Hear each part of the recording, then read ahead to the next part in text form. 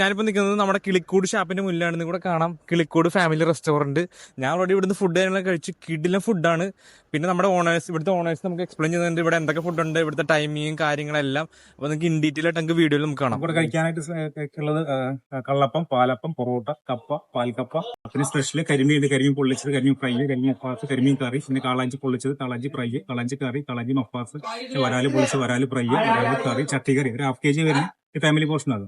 ഒരു 5 മണി കഴിക്കുള്ള ക്വാണ്ടിറ്റി ഉണ്ടാവും. അതേപോലെ തന്നെ കാരി സെയിം ഉണ്ട്, കാരി പൊള്ളിച്ചത്, കാരി ഫ്രൈ, കാരി കറി, ചിങ്ങൻ റോസ്റ്റ്, ഞണ്ട്, കൂന്തൽ റോസ്റ്റ്, കൂന്തൽ ഫ്രൈ, താറാവ്, ബീഫ്, ചിക്കൻ, പന്നി, വാളക്കറി, പൊടിമീൻ, കേര, ഫിഷ് മാത്രമായിട്ട് 30-40 തന്നെ വരും.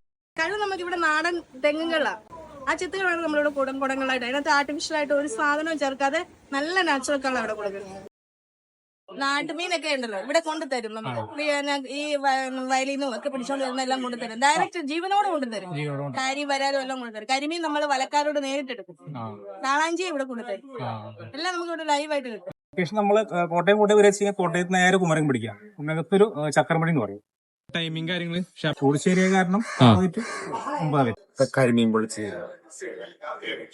കപ്പ,